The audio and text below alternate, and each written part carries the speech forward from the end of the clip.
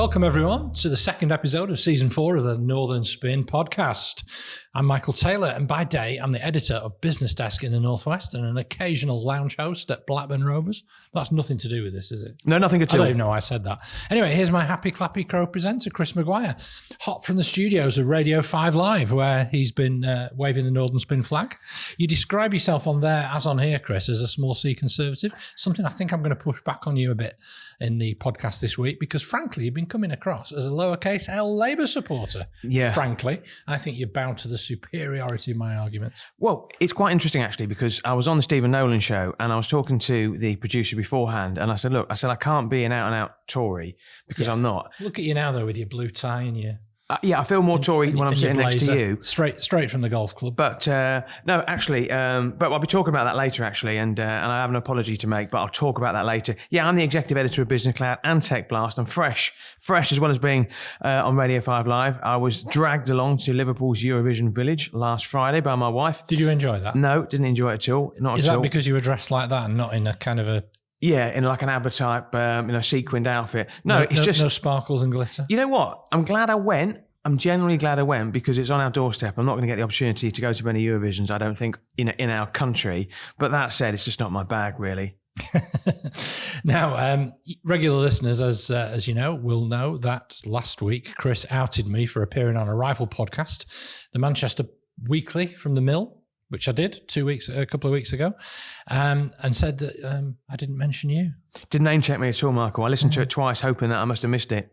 Yeah, well, I'm glad you said that, because imagine my surprise when I heard you on the Stephen Nolan show on BBC Radio 5 Live talking about the latest rebellion in the Tory party. Brilliant. Yeah, great show. It was a great opportunity to name check Northern Spin podcast on national radio. What's not to like? Yeah, exactly. But I'm willing to forgive you for going on Radio 5 Live. I think you did a sterling job.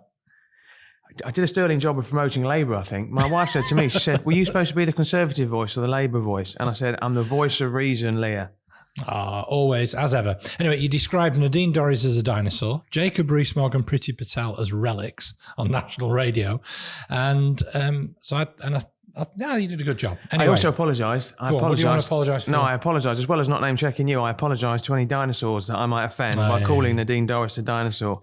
Anyway, what we're talking about this week, we've got TransPennine Express lost their contract. Yeah, we're going to talk about the Tories. We've got another rebellion, and you're going to talk about the challenges facing Rishi Sunak. Yeah, I also want to talk about an interview that Watergate Scoop reporters Bob Woodward and Carl Bernstein gave in this country, in which they called out journalists and urged them to check themselves in the post-truth era and basically get on the phone a bit more and do some proper reporting. I think a lot of what they said has huge ramifications for journalism. Sounded like a great event, by the way. I also want to speak about a subject very close to your heart, cricket, and its long-term viability in this country. And did you get any runs at the weekend? Slightly embarrassed, Michael. I don't like talking about it, but out for a duck again. No, I got 112. But what? Nice one. Really good. Well done. That's really good, Chris. Anyway, very good on the cricket. I think it's also my cue to thank our friends at What Media, who expertly produce our podcast every week. The kings of video content creation. They turn our weekly ramblings into the hit weekly podcast and YouTube show that is Northern Spin, and they really make us feel part of the family. Anyway, and on that note, we're going to go to our first break.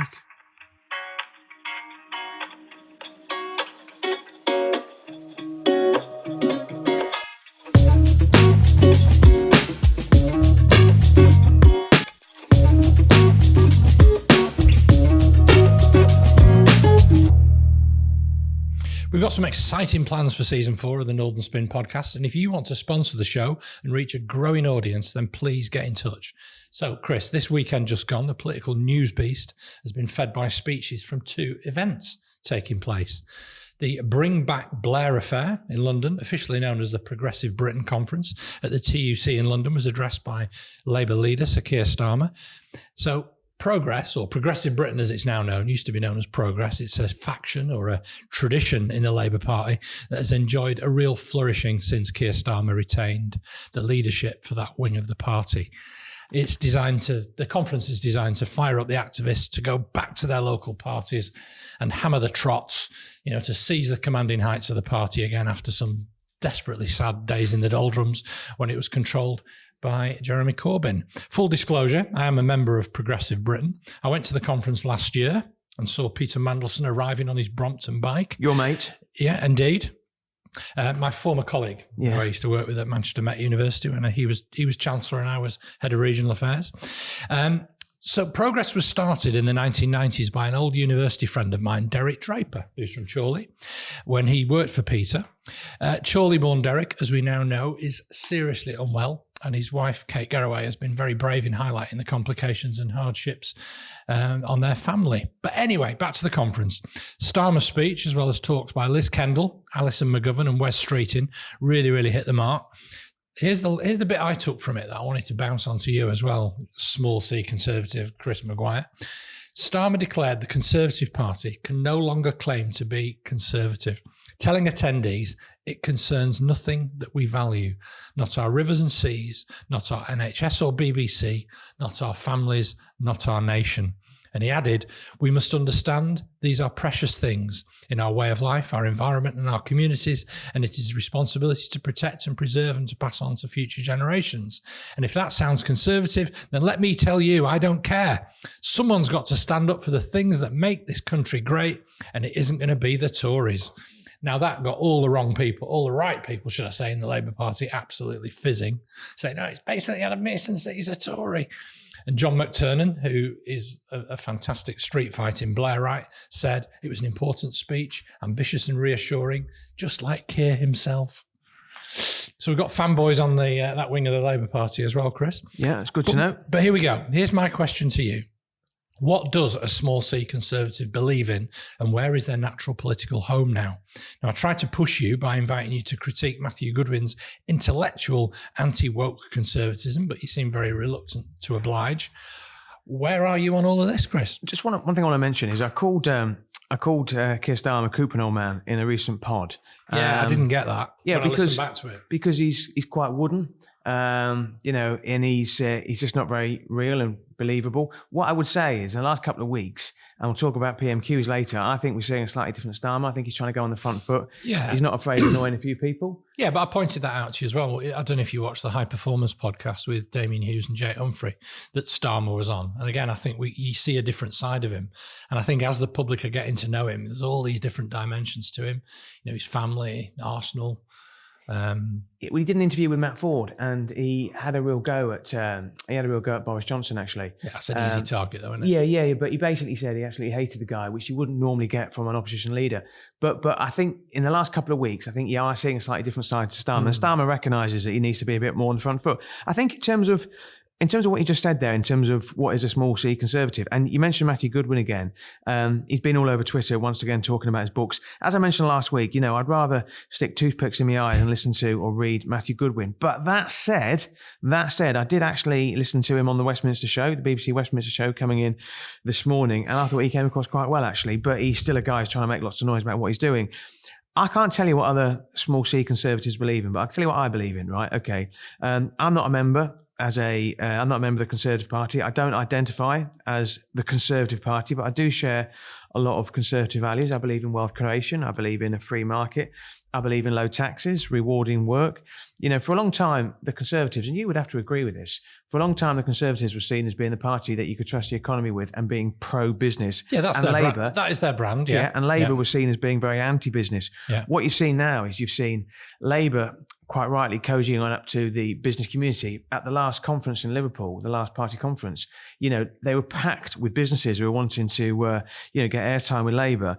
What you've got now is you've got Liz Truss knackered the economy with Kwasi Kwarteng on their mini budget. We've got the highest tax burden, known to man under the Tories. And the impression I get, it's almost as if they've transposed, because Labour seems to be the party for business and the Conservatives seem to be the party for high taxes. That's the problem that I've got at the moment, being a small case C Conservative. Yeah, fair enough. I get all of that. I mean, we've talked about the Labour's prawn cocktail offensive, or the smoked salmon offensive, all the breakfast meetings they've been having in the city, all the meetings that Jonathan Reynolds, Rachel Reeves and Keir Starmer have been having with people in the business world.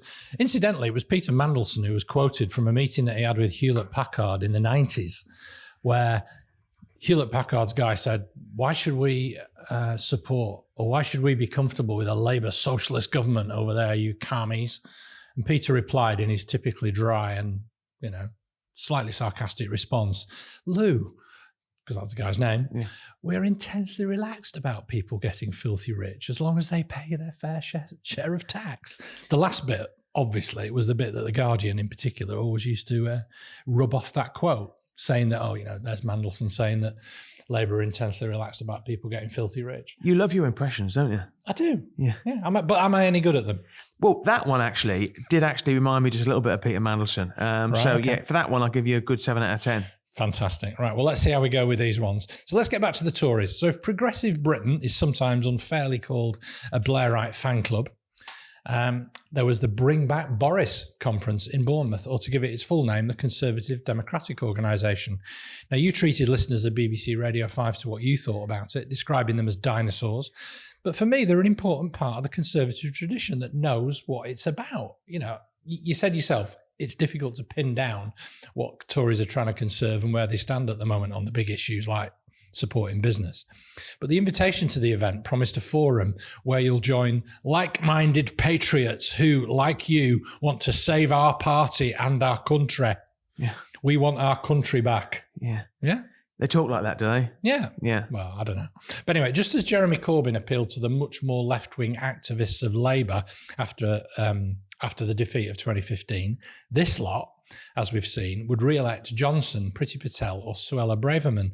And as I've said before, this is yet more example of the worst idea in modern democracies, party democracy, handing over the power to elect leaders and make policy to ordinary self-selecting groups who are party members, rather than MPs and other structures within the party and other checks and balances. Overall, though, I think what this weekend has demonstrated is that the Tories are in a death cycle. What do you think, Chris? Well, once again, it's hard to disagree. No, it's hard to disagree because the thing is that when I went on BBC Radio 5 Live to talk on Stephen Nolan's show, I said that I can only be honest, and I am Conservative with a lowercase c. But if you look at last week, we spoke about the fallout from the disastrous local elections when the Conservatives said we could lose as many as 1,000 seats, and they lost even more.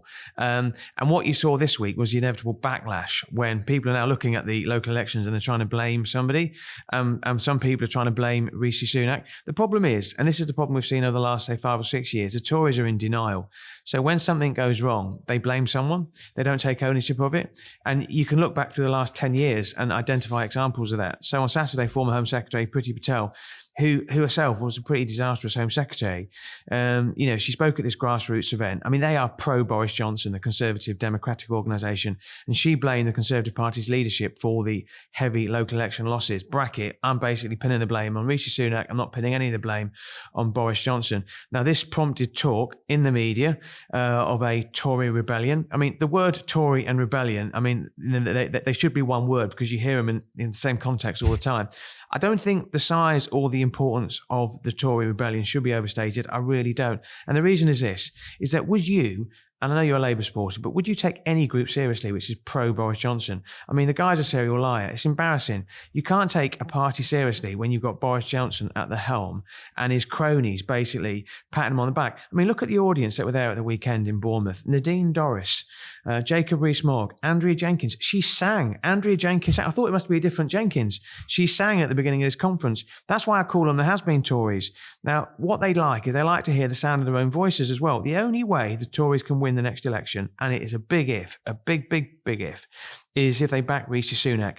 Even Rees-Mogg said it would be absolute madness to replace the leader at this stage in the election cycle. They've got to ignore the Boris Johnson sycophants and the cheerleaders, and they've got to hope Keir Starmer makes a mess of it. I can't see it, but that's what they're clinging to. Yeah, I think Boris Johnson was always described as a Heineken politician, that he would reach parts that the rest of the Tory party couldn't.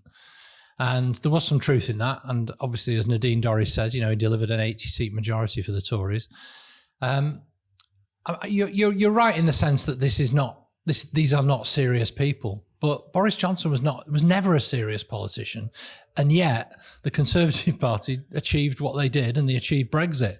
I do think these are serious times that require serious people, which is why I sort of push back a little bit on your description that Keir Starmer maybe lacks the showbiz and charisma that someone like Johnson did.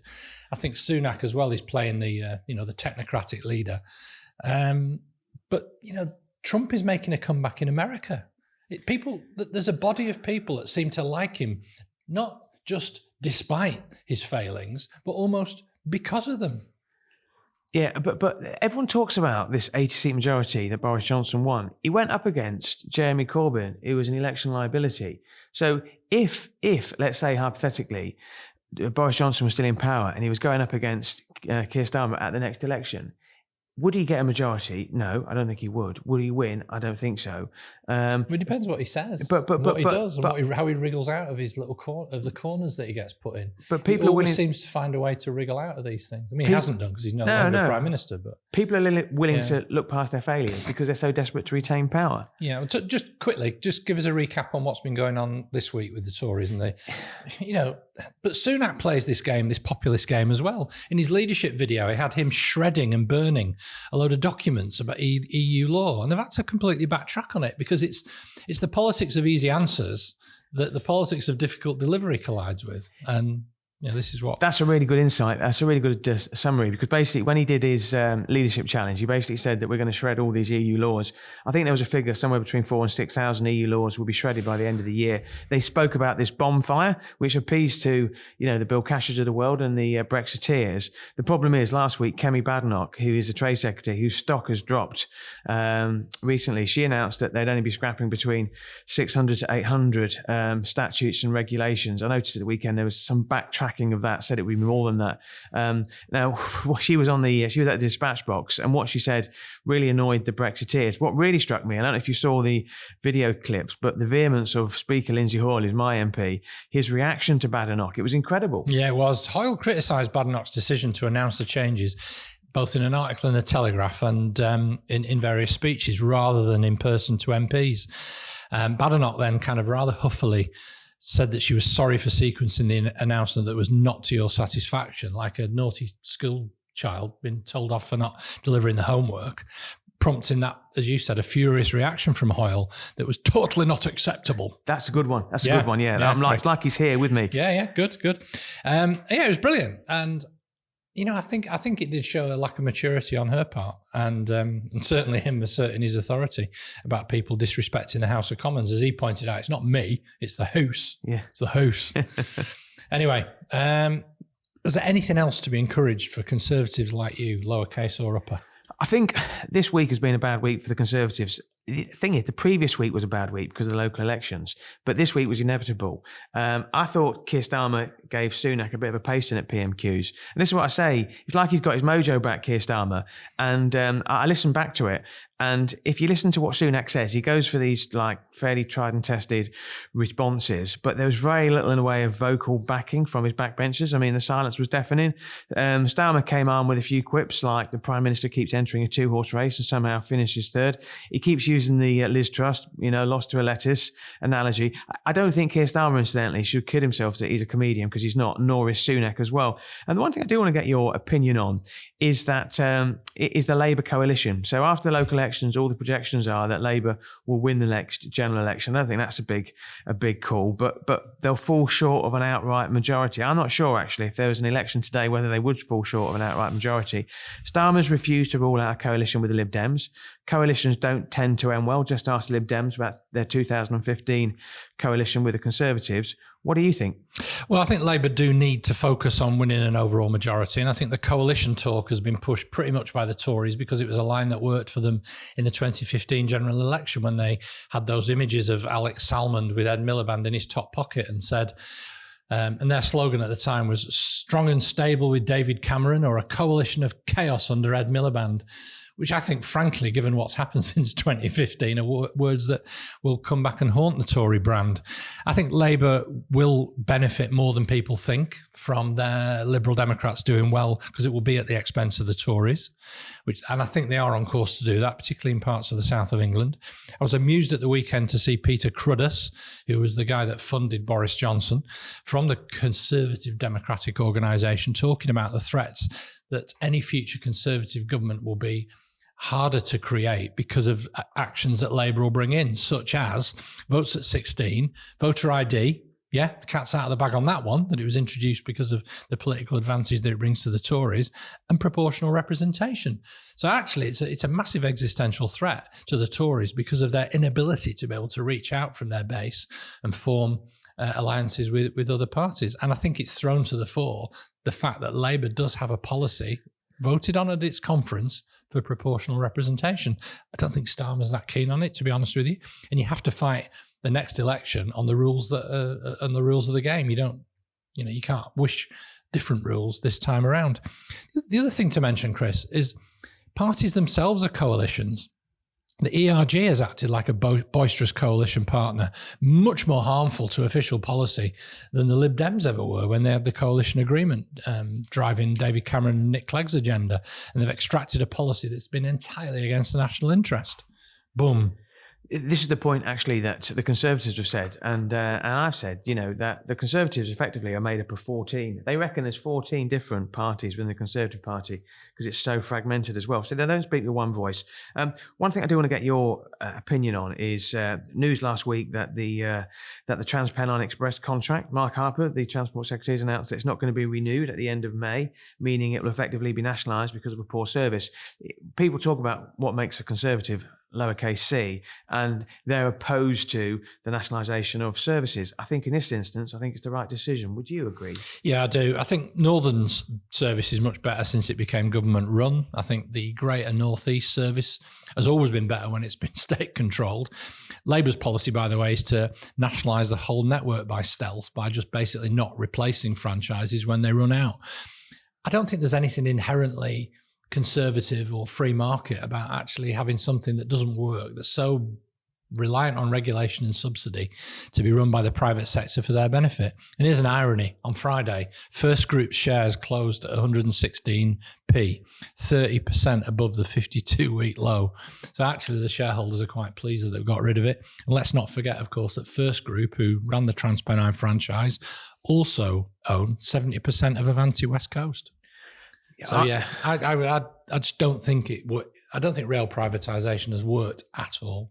I'm not sure all the passengers of Trans-Pennine Express in Manchester, Liverpool and Leeds and across the north of England will notice any significant and immediate changes and improvements in their service. Just a reminder, of course, at the start of the year, a quarter of their services were cancelled. That's the quarter with the highest rate in the UK. Helen Pidd of The Guardian spoke a lot about that as well. I think the decision not to renew Trans-Pennine Express's contract is good news for our mayors, Andy Burnham especially, Steve Rotherham at Liverpool, Tracy Brabham in West Yorkshire, but they've been calling for it for a long time. So I think in a sense, you use a phrase, throwing red meat to the Tories. I think Mark Harper saying we're going to not renew Trans-Pennine Express's contract is seen as being good news to Andy Burnham, Steve Rotherham and Tracy Brabham because they've been calling for it as well. Let's not forget as well that the Avanti West Coast, they only recently had their contract extended by 6 months and their service is a dog's dinner. So that runs out until October the 15th. They've been criticised because of their reliability and punctuality issues. And also at the weekend, it makes me laugh how many people complain about the train services because they can't get to Eurovision. So these are people from London who are coming up to Liverpool for Eurovision. A lot of stuff over the weekend about ASLEF, the latest strike that they've called, and it's just depressing. And I do think, incidentally, the RMT and ASLEF, I do think whatever they say, they're losing the public over these constant train strikes. Whatever they say, Conservative or not, I think they're losing the public over these train strikes because people are sick of it. I think people are sick of it, but there's two sides to the negotiations that have the ability to resolve it. And on that note, let's go for a quick interval.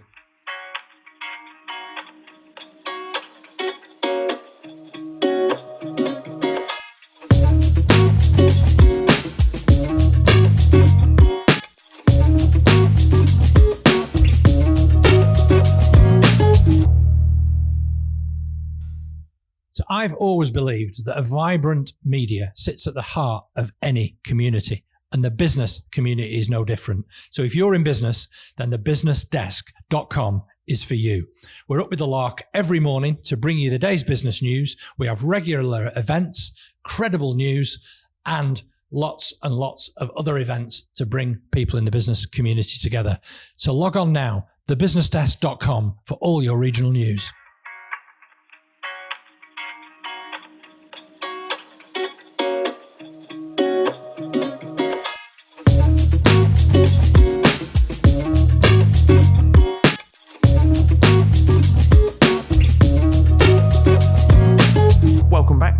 episode 2 of season 4 of Northern Spin. I just need to give a quick mention as well to our producer, Jamie. It's his last podcast today. And I did say to Jamie, who is 27 and a crowd surfer, I said, Jamie, as in Jamie the Magic Torch. And he looked at me like there were no batteries in that torch. But you remember Jamie the Magic Torch, don't you, Michael? I think the expression that Jamie looked back at you was, oh, whatever, boomer. Now, as you know, and as our dear listeners know, you are currently blocked by about 50,000 politicians. No, two. Two, okay. We know one of them is Ben Blocker-Houchen. He does get a mention on the show, as always. We did mention last week that Stockport's MP, Nav Mishra, had blocked you. Caused a lot of surprise, actually. Are you still blocked, or has he seen the error of his ways? Have a look at your mobile phone. Has he seen the error of his ways, and has he opened up those channels of communication and unblocked you? Nah, still blocked. Still blocked. Okay. All right. Well, we will keep an update on Nav Blocker Mishra. Something that happened over the weekend as well. Labour announcing plans to extend the UK's vote to include EU nationals and to lower the voting age to 16 and 17-year-olds. Now, some people say it's a sensible move. Other people, like the Daily Mail, have accused Labour of rolling back to Brexit. Anything to see in this? Yeah, I do. I think it's interesting. I think it's definitely worth a constitutional discussion. I think votes at 16 being back on the agenda is something worth talking about. I was never completely convinced about it, even when my kids were. I think it's at the stage when your kids are kind of 16 and you think, yeah, they should have the right to the vote. In particular, when one of my sons, Max, was able to put on a uniform and go abroad and pick up a gun in the name of his country, but he wasn't allowed to vote in elections. I thought, yeah, it's a slam dunk, really, isn't it? I've got 2 daughters, and I said to the youngest one when she was 16, I said, what would convince you to vote Labour? And she said, no word of a lie, if Jeremy Corbyn gave us all a free chocolate Freddo. So I have issues over 16-year-olds voting, but then again, I have issues over lots of people voting. This is the section of the show we call Anything to See Here. So we do a quick roundup of what's been happening in the news. So one thing that caught my eye last week is Lord Jim O'Neill will take over as the new chair of the Northern Powerhouse Partnership, the NPP. Now, that's a business-led think tank and advocacy group based in the north of England, based in Leeds, I think. He succeeds former Chancellor George Osborne, who's got about 1 million other jobs. Anything to see here? Well, it's an interesting piece of positioning. Jim O'Neill is a leading thinker on urban regeneration and sort of policy on these things. He's a crossbench peer now, which means he's independent. He was a Tory peer and took the Tory whip in the House of Lords, and he was a minister in David Cameron and George Osborne's government. But he's more recently done a piece of work for the Labour Party on scale-up businesses, and his influence on regional economic thinking is still massive. But are you excited by his appointment? You know, I feel this week I'm assuming your mantle. I feel a bit depressed, really, because no, I'm not terribly excited about Jim O'Neill. And incidentally, it's nothing to do with Jim O'Neill. I thought he gave quite a good interview to the Yorkshire Post last week. I just don't know what power the Northern Powerhouse Partnership actually has, what influence it has, and does the Northern Powerhouse still exist? I mean, it's difficult to see the Northern Powerhouse in action. I'm not sure. We talk about levelling up. I wish him all the best, I generally do. But also, I mean, you know, I think it needs somebody a bit more contemporary at the helm of the Northern Powerhouse Partnership, something that's going to have them cut through with young voters. But that's just me. Now, they're not a political party. No, they're not a political party. They're a lobby group, and most of the heavy lifting's done by their chief exec, Henry Morrison. Yeah. Jim O'Neill is genuinely influential. I mean, him and Howard Bernstein are very close. I know Howard's no longer the chief exec of Manchester, but again, behind the scenes, I think he's a really important fixer. And he's also very involved in the Northern Gritstone Fund, which is backing businesses spinning out of universities of Leeds, Sheffield and Manchester. No, that's so he's a player, and it's good that he's in the game. He's a player. Yeah, yes, I think that's fair enough. We wish him well. We'd like to get him on the podcast one day, I'm sure. I have been doing my homework, actually. I might not have been listening to doing all the homework you've set me, but you mentioned something in last week's pod, and I always listen back to the pod to see what we've done well and what we could do better. You mentioned something which I didn't know a great deal about, the Manchester Baccalaureate, which is about Andy Burnham's initiative. This week he's going to be joined by local businesses, education, political leaders to set out his plans for a Manchester Baccalaureate, which aims to create a clear path from education to good careers for young people pursuing technical education. Now, obviously, we talk about devolved powers, and education has been a key platform of everything that Andy Burnham has said. This, if it works, could be massive, couldn't it, Michael? Yeah, it could. And the Department for Education is the one central government department alongside the Treasury, which really covets its power very, very closely. And, you know, if you don't like something, you call it a postcode lottery in devolutionary terms. And if you do, then it's, you know, giving power to people in the areas that they live. I think it's bold. But I will say, when I went to the first press conference on skills devolution, when it was mooted, I did ask Andy Burnham about the offer to government to create a skills system for all kids. So it's laudable, but where I think it falls down is with T levels. They haven't caught on. They're reliant on employers committing to them and giving young people work experience to combine with their learning. Colleges are reluctant to offer them. Parents and kids aren't clamouring for them. And I think it does need some high profile support to kind of give them a push along the way. And, essentially that's, I think, what Andy Burnham's offering to do with T levels is give the government a bit of a leg up. Now, I'm the governor of a sixth form college in Stockport called Aquinas. And while we offer A levels predominantly, we also offer BTECs in certain subjects. But we're in no hurry whatsoever to offer T levels to the curriculum. I also asked whether GM was effectively digging the government out of a hole on T levels and potentially expending a lot of political capital in doing so. But I think it's bold, offering a very different sort of curriculum for young people in Manchester that's linked to the economy. I think it's a bold ask. We're business journalists fundamentally, and one of the criticisms you often hear is that there's this gap between the classroom and the workplace, and it's trying to bridge that gap. And not everybody goes down the academic route as well.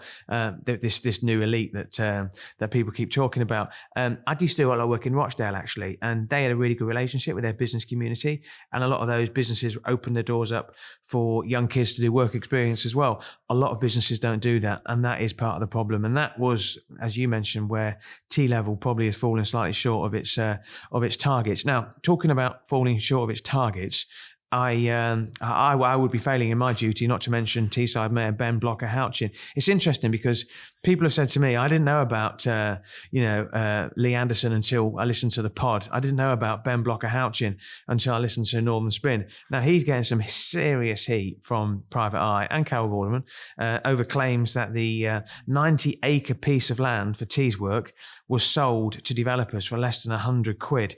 The reports last week, which I read, to show that it was sold for 15 million quid, which he said was in line with valuations. It doesn't seem to be taking a sting out of this, does it? No, it definitely hasn't. And there's a fantastic piece in the FT today, the Financial Times, by Jennifer Williams, the North of England editor, who's done a brilliant piece, picking up on a lot of the work that she duly credits Private Eye of doing, the heavy lifting on it.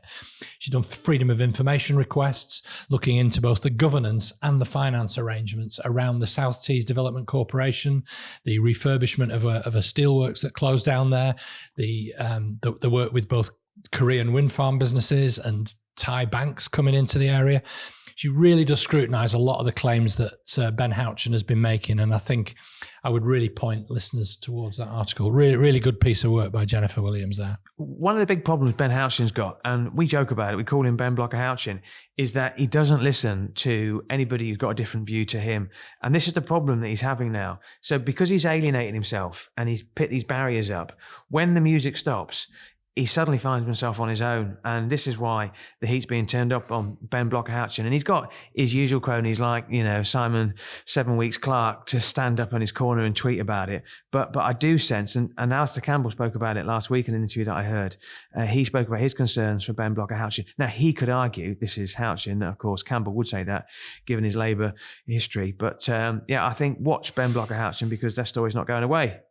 Indeed. So this is the On Manoeuvres section. So the other person I think is on manoeuvres, Chris, is the blonde bombsite himself, Boris Johnson. Yeah. Now, he wasn't in Bournemouth himself in person. It was his weekend to have some of his kids, but his proxies were making the case to bring him back. So, oh dear, the poor deluded fools. But in a week where Donald Trump once again lies with absolute impunity, Johnson is attempting to wriggle out of the consequences of his actions. Anthony Seldon's biography is out, which Johnson's obviously trying to spin against at the moment.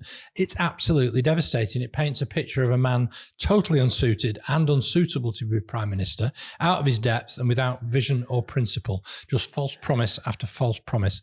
Now, what I think, Chris, is that we are entering a much more serious phase in our politics, which is reflected by a lot of the things that both Starmer and Sunak come out with, which is why I think, incidentally, you mentioned PMQs in the last segment.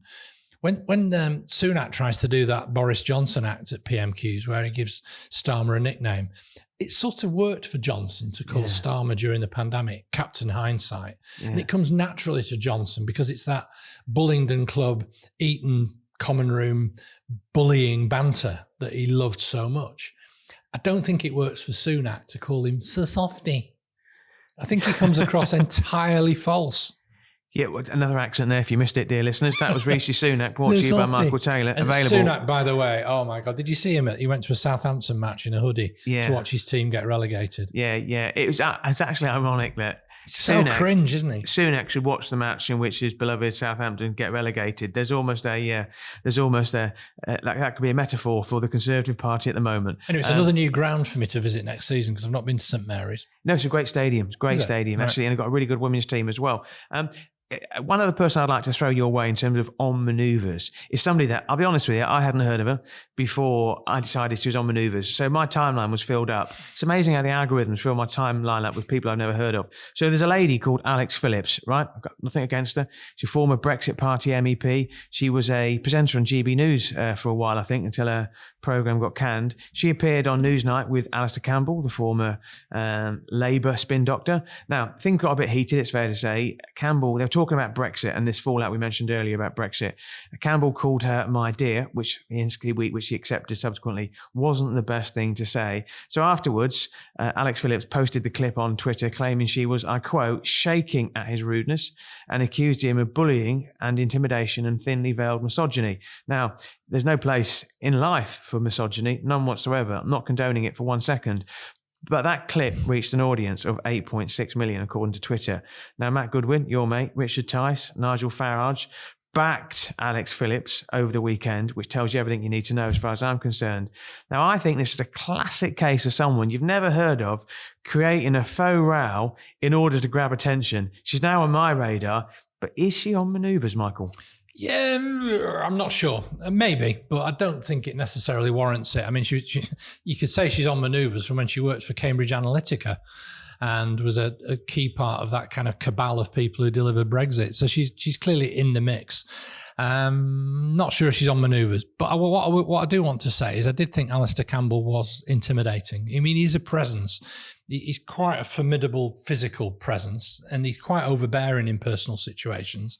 And although what she was saying was errant nonsense about Brexit, I think he's got to be more mindful about how that might make people feel in personal close-up situations. I also liked that he called out the BBC, by the way, for being soft on these Brexit types and effectively giving them a platform. I think that's something that's certainly had his ire for a long time. And he ripped into Victoria Derbyshire, the presenter of the programme as well. That's what I thought was really telling, actually, because Victoria Derbyshire, she's not a Nick Robinson type interviewer. So when Alex Phillips... I think she's great, by the way. Yeah, but when Alex Phillips was waxing lyrical about all things Brexit, Victoria Derbyshire didn't question her or didn't challenge her on any of that. Now, Alistair Campbell then said, this is typical of the BBC, not challenging Brexit lies, etc. I'm paraphrasing, and then Victoria Derbyshire said, well, I won't take any lessons on that from you, which was quite a good response. But actually, I did think if it was a boxing match, I thought they both landed a blow on each other. Yeah, fair enough. Yeah. I've got another one on manoeuvres. Oh, go on. Right, okay. So last week I mentioned THG, formerly the Hut Group's founder, Matt Moulding. As business journalists ourselves, we keep an eye on his LinkedIn blogs, which I think I really like him, actually. And the Logan Roy of Northwest Business, absolutely. Yeah, absolutely. Well, he decided at the age of 51 that he was not going to take all this SHIT, as you know, I don't like swearing, anymore from the media and the investors, and he's just going to respond in his own words on LinkedIn. So on Friday, I was preparing the newsletter for Business Cloud, and what should drop in my inbox but a LinkedIn blog from Matt Moulding, revealing that THG had rejected a bid from US private equity company Apollo Global to buy the company. And he explained the reasons why they turned down this approach. It's really good, actually. The post was accompanied with a photo of Matt Moulding behind his desk. And I spotted the fact, because I'm like this, he was wearing a protective sandal on his right foot. And I asked him whether or not he'd injured himself. And Moulding came back and replied, I quote, "The foot op was to fix an injury from a charity football match last summer. Only just got round to sorting it." Now, the Moulding FT, exclusively told Maguire. exclusively told by Chris Maguire. The FT, you mentioned him earlier, ran a story saying that Moulding had, quote, literally shot himself in the foot, making reference to the same foot injury. But we, the readers of Business Cloud, know the truth. Now, you're jealous that you missed it. Well, it's hardly Woodward and Bernstein, and we'll speak about them in the next bit. But on that literary bombshell, let's go for another interval.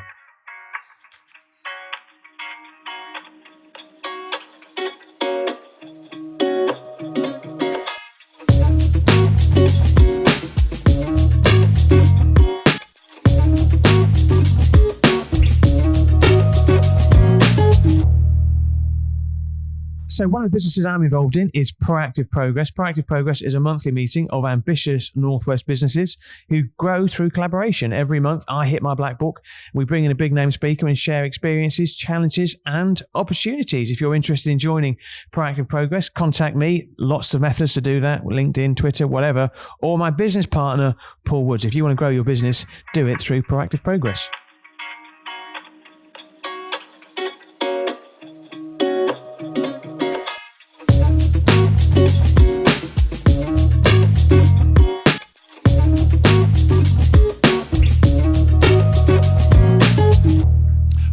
Part 3 of the Northern Spin podcast. So we mentioned Woodward and Bernstein. They were the journalists that unraveled the Watergate scandal in the 1970s in Washington.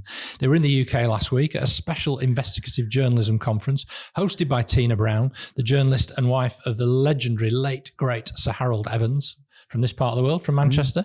And it was supported by the amazing Tortoise Media and Durham University to give it a northern hue. They were joined on stage at various times by Barry Diller, ex of Fox and a close personal friend of Rupert Murdoch, Jesse Armstrong, the writer of Succession, and also appearing on the stage, who I thought always does a really good account of her work, is Mariana Spring from the BBC, who talks about doing journalism in the post-truth environment. Some of the abuse Mariana Spring has got on social media is absolutely horrific. Is it? I listened to a podcast that she did, and she's amazing. I've got so much respect for her, but it's disgusting. There was 3 high-profile women working in the media talking about the abuse that they get from trolls and the misogyny that we just mentioned earlier, and it was horrific. But she is fantastic. Yeah, and do you know what, Chris? I think it's really important on us to just try and understand, as old fellas, what allyship means, what it means to support women, which is why I'm absolutely prepared to call out things like Alistair Campbell, I think, crossing the line with someone who I fundamentally disagree with almost everything she says, Alex Phillips, the former Brexit Party MEP. But, you know, we have to be able to promote a culture and a discourse that is much more inclusive. And you know, and it's always women, isn't it? Yeah. Which is why I'm always reluctant to criticise someone like Diane Abbott, the abuse she gets. I mean, I don't think that is in any way acceptable. But can I just make the point as well that I agree with you. I think it's right that we call out what we see as being examples of misogyny, and there's overt and there's much more subtle versions of it as well. I think the problem is now, though, if you just challenge somebody, it doesn't mean to say it's misogyny. You're just challenging somebody because you disagree with their view. But it's how you do it. But you're absolutely right to point out the abuse that Mariana gets. Anyway, another podcast recommendation I've got for you is Iran's Hit Squads on Tortoise Media, created and investigated by a fantastic journalist called Paul Caruana Galizia, the son of Daphne, a Maltese journalist who was murdered in pursuit of corruption stories in her home country of Malta. Anyway, there's loads of clips online from the Sahari Summit as well, and I definitely recommend that podcast to you. The best bit of advice, though, Chris, that I got from the conference at the weekend from Carl Bernstein and Bob Woodward was a quote that I texted you in the week. Stop trolling Google and pick up the phone. Knock on doors. You can never make enough calls. And I think journalists have got out of the habit of doing that. I know I have. And we always say to each other on our morning business desk calls, just make a few calls. I agree with you. I also think, though, there's a recognition that the problem with the media is we talk about the thin blue line in police, the thin line in the media now. There aren't many of them. And we just mentioned there about the Matt Moulding piece. We saw that on LinkedIn. It was all packaged up for us. You copy and paste, you put a top and a tail to it, you put it on your newsletter, it's your top read story of the day. And what you've got to do is you've got to kick back and say, okay, if we're going to make sure that 10% of our stories are going to be self-generated where we speak to people. That still leaves you 90% where you can find those stories that are ready-made press releases. Yeah, ready-made with a ribbon on. Anyway, this is the fun bit. So let's talk about something very close to your heart. Cricket. Now, I quite like cricket. And I've played it a little bit, but nothing like to the extent that you do. But as one of our national sports, I genuinely worry about how sustainable cricket is. I read a piece over the weekend by the former Wisden editor, Matthew Engel, who's a brilliant writer. I really like whatever he writes about, be it travelling on trains, travelling through Europe, or indeed cricket. And he has some profound concerns for sport. Now, incidentally, I did Google Matthew Engel critique T20, and it came up with an article that was written 5 years ago that was very similar to the one that similar sentiment and similar fears for the future of the game. But here we are 5 years later. He's really sceptical about things like T20, the 100, which I still don't understand, the IPL, the Indian Premier League in cricket, and the decline of the five-day game, which has changed cricket beyond all recognition. Now, we'll presumably, Chris, have a sellout Ashes tour this summer, but Test cricket isn't as popular. And whenever I see pictures from county games, all I can see is empty white seats and a few people with flasks and blankets over their knees. Andrew Freddie Flintoff did that series about getting a club going again in your part of the world, south of Preston, which highlighted some of the issues. Give us some insight on what's going on in cricket, both at the international big money end, and also the fact India and Pakistan haven't played each other for about 10 years, have they? And we've got a World Cup coming up where they're the contenders, and yet they can't play each other in each other's countries. They have to go and do it in Dubai or something. Yeah. It's just because of the political tensions that go on between the two countries. A couple of things to mention there. And you are right. Cricket is a great love of mine. What Freddie Flintoff did with his show was excellent. Obviously, Anand, we've mentioned him before, who incidentally has just been picked for Lancashire, which is great. Is he really? Yeah. So that was a kid who was on Freddie Flintoff's show where he went behind the scenes that tried to get a bunch of kids together to show how cricket can, improve their lives and their attitudes and all the rest of it. And he did a great job. And one of the kids was a refugee from Afghanistan, wasn't he? Yeah, Anand. Yeah, and he's been picked for Lancashire. Yeah, and he got into the country on the back of a lorry, and he's two amazing carers that are looking after him. He played at White Coppice for one game. I opened the batting with him, showed him the ropes, and then he went to Exton, and he went to Wigan. Good lad, likeable lad as well, and he's just completely transformed his life. In terms of cricket, there's a few things I'd say there. So I am a traditionalist. I'm old. I'm Small old enough. C conservative. Yeah, I am. I love Test cricket. I love what England captain Ben Stokes is doing. I love what Brendan McCullum's doing. They call it Bazball. It's try and breathe new life into Test cricket. It's fantastic. Yesterday, there was a round of first-class games, the 4-day games, and there was a game up here in Old Trafford between Lancashire and Somerset, and the last day of the game, because the first day got washed out by the weather, as is often the case, or pretty much washed out. It was badly hit by the weather. Somerset battered out the entire last day for a draw.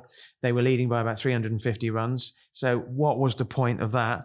And that's what I don't like about the way people just play and they don't think about the entertainment value. Test cricket in England is flying, but a lot of Test cricket around the world is played to empty stadiums, whereas the crash bang wallop of the 2020 cricket is played to packed stadiums. I find that depressing. The situation in England is different. I've got a ticket for one of the days at the Old Trafford Test match against Australia, sold out. The 4-day game have been shoehorned into the beginning and the end of the season. So in April and September, when the wickets are at their greenest and they're bowler friendly, the 2020 Vitality Blast starts on Saturday. The idea when that was launched was it would get kids to cricket matches during the summer holidays. The summer holidays haven't even started yet, and the Vitality Blast is starting on Saturday. The reason it's starting on Saturday, they've got to get the 100 competition in August. Remember, they changed the cricket and they changed to the 100 so that you would have 100 balls, and suddenly all the razzmatazz and lights and stuff would make that exciting. It doesn't. The 100 is on a slippery slope. The thought process there is that it's going to be canned fairly soon because they can't attract the biggest stars because there's too much cricket. And here's the thing. Right, I play for White Coppice near Chorley. I reckon the average age of our team is about 35. Me and the other opening bat, Steve Atkinson, our combined age is 111. He's 60. We were founded as a team in 1875. It's 5 years ago, we came within a whisker of folding because we couldn't get the players. It's the reason old dogs like me are still playing. I worry about the longer format of the game, and I don't think the shorter format of the game is getting enough young kids playing cricket. Just my view. Yeah. Oh, well, thank you. That's really good insight into the world of cricket. Thank you. Anyway, culture-wise, I want to talk about our high streets and the importance and purpose of councils working with private investors to open up opportunities and take advantage of changing demographics. Because on Saturday night, I went out for dinner in Sale, just west of Manchester city centre, just down the road from Altrincham, which has had its own renaissance.